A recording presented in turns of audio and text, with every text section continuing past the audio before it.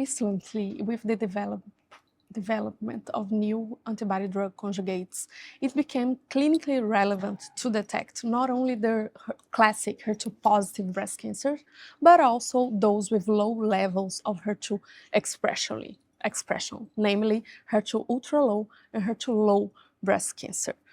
However, reproducibility and concordance amongst pathologists remains challenging in these cases of the low spectrum of expression. Actually, the discordance rate amongst pathologists in detecting HER2-low and HER2-ultralow breast cancers is around 30%. Therefore, we developed an AI-integrated online training platform to try to enhance concordance amongst pathologists and accuracy in detecting HER2 low levels of expression, comparing findings with AI support versus without AI support. So for methodology, we ran HER2 IDC masterclasses comprising a total of 105 pathologists from 10 countries in Asia, Africa, and South America. Each masterclass was 3 exams, exams A and B without AI support, and exam C with AI support. Each pathologist evaluated 20 cases of HER2 IDC, digital slides, and then for exam C with AI support. So we compared findings using AI versus without using AI. All pathologists apply ASCO CAP 2023 guidelines adapted to include HER2-low and HER2-ultralow breast cancers. Using this AI integrated online platform, the algorithm calculates for each tumor cell the exact pattern of membrane staining, the percentage of the pattern of each pattern of membrane staining, HER2 IDC score, and HER2 clinical categorization.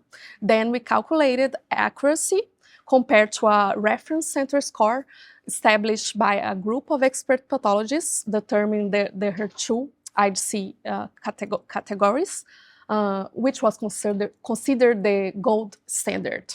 And then we compared findings from exams A and B and exam C to see if AI integration improved accuracy and concordance amongst pathologists. So amongst close to 20,000 readings, we detected an increase in sensitivity for detecting HER2 IDC score and concordance amongst pathologists using AI support compared to the reference center score, and also an increase in sensitivity and concordance amongst pathologists for HER2 clinical categories determination. Manual scoring had the lowest sensitivity for HER2-low and HER2-ultralow breast cancers, and with AI support, we saw an increase in sensitivity in detecting these clinical categories from around 50% to higher than 90%. For HER2-low, this increase in sensitivity was from 78% to higher than 90% with AI support. And finally, we saw a decrease in HER2-low misinterpretation by 24%, meaning that cases and patients had been called HER2-low, and they were actually, with the gold standard reference score, they were actually HER2-low or HER2-ultralow breast cancers. So we could give more patients, potentially give more patients access to successful IDC therapies using AI with this increase in sensitivity.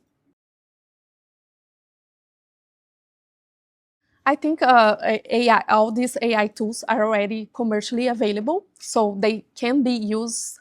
They can be applied in clinical practice already. They are not all approved. For instance, here in the US, we have some algorithms which have been FDA approved, but not all of them. But as long as the pathologists also do the manual scoring and uses the AI only as a accelerated tool, it can be already applied in clinical routine. So we can reach this higher sensitivity and accuracy for each HER2 tests and give more patients can become eligible for successful treatment using AI that is already here. So is the present, not the future. But access and costs are problems, especially when we are talking about widely available global use. We have to have like infrastructure, appropriate infrastructure, big cloud spaces, and each algorithm license can be costly as well.